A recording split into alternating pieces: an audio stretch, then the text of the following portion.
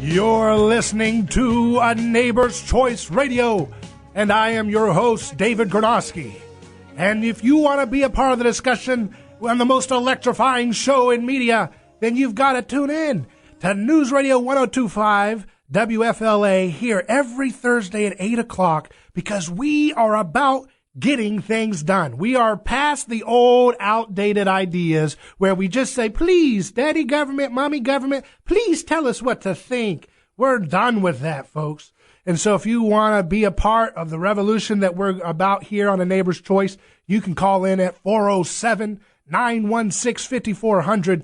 And I am joined today with my chief science advisor. He is someone who boldly questions a lot of sacred cows. And look, you don't have to agree. You can disagree. You can vociferously disagree. But what I like about my friend, NASA physicist Dr. Wei-Ping Yu, is that he has the courage to really rethink even hundreds of years of old physics ideas and say, you know what, is this really working for us?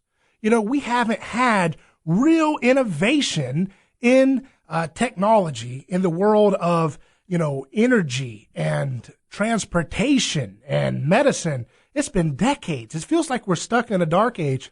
And I have an idea about why that is. I think it's because we're so hard to challenge. Well, if everybody says it's true and all the textbooks say it's true, it must be unquestionably true. And sometimes that's the case, but sometimes it's just calcified decades of groupthink that hardens, and there's a lot of money involved, and it's hard to get over that. But Dr. Yu, you're willing to challenge groupthink. Yes, thank you, David, for having me again. This is a great show. I wanted to emphasize the last segment when I mentioned about the common misconception of the biggest group thinking among all the fundamental science is about what electricity is. Right. Now, you said that was last week. You hinted that we don't understand properly what electricity is. And if we get a better understanding of it, it might unlock real dramatic technological development, because we'll be able to then apply this new map that's more appropriate, right? Yes.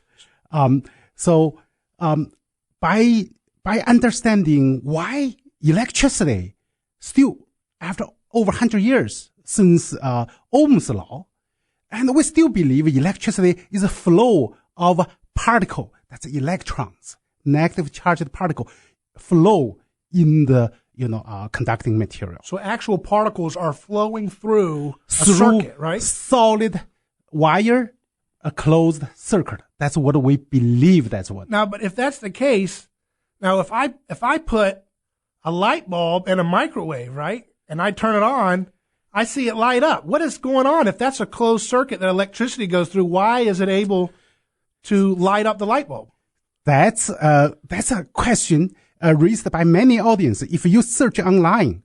So conventional wisdom say, in order for electrons traveling at 70% of speed of light, at that fast speed, equivalent to go around Earth's diameter 5 turns per second. In order to facilitate that motion, you need a closed circuit. But that's not what we observe daily. We often see, like the example you said, if you put an incandescent light bulb or fluorescent light bulb inside of a microwave without touch anything, right? You can suspend it without touching. If you turn microwave on, the light bulb will lit up. So that defies that conventional understanding of electricity. Yes. So again, quickly, what is your conception of electricity? It's you said vibration. I said what I discovered based on the fundamental theory, and I find out there is no motion. There is no flow motion of electrons. None soever. But the question is, why we sense electricity? I found that's a wave motion. It's a vibratory wave motion.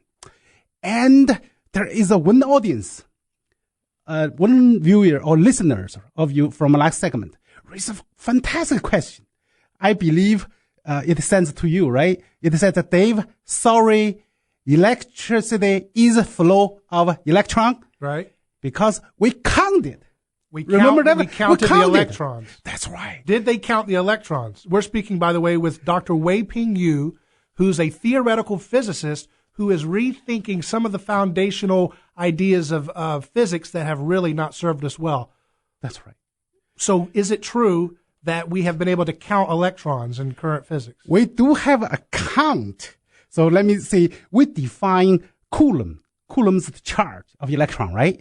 1 coulomb equals to 6.241 10 to the 18th power of a charge of number of electrons.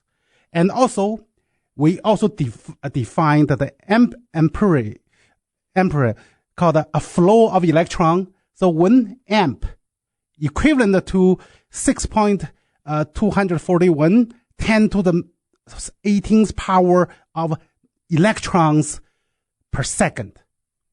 So everything seems like stacking against this new discovery, right? The key is how they count.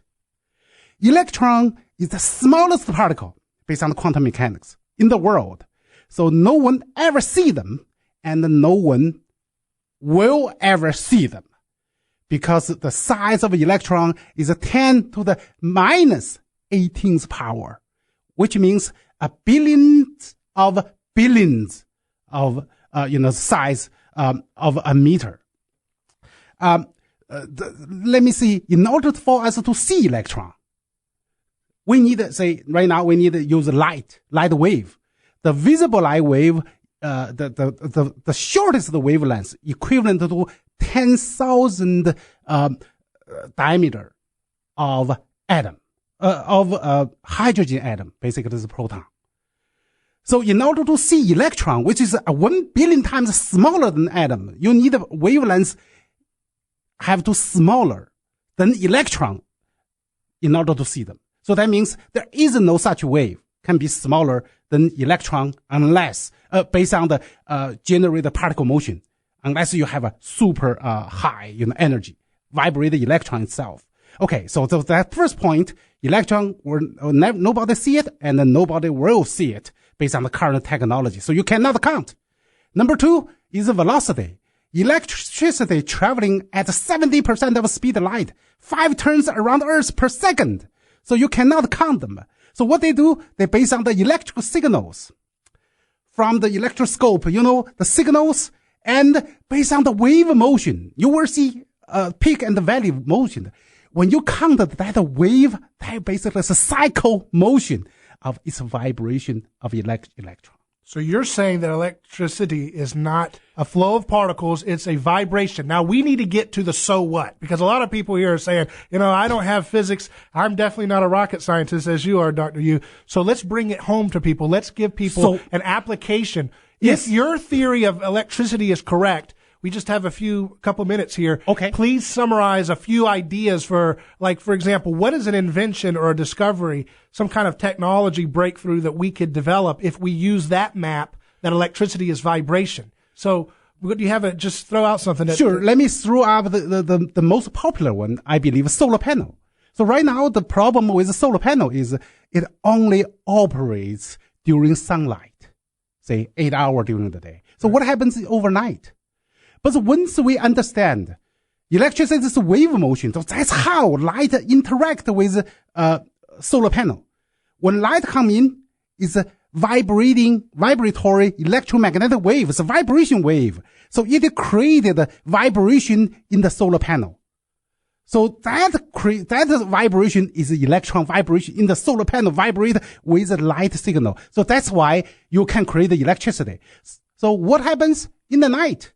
We have infrared light. We have so many different wavelengths of light. If we can harvest that one, so we have a 24/7 solar panel. Wow. So you're telling me that there's a possibility that if we really rethink the foundations of electricity, it will help us guide ourselves towards maybe being able to have 24/7 solar panels.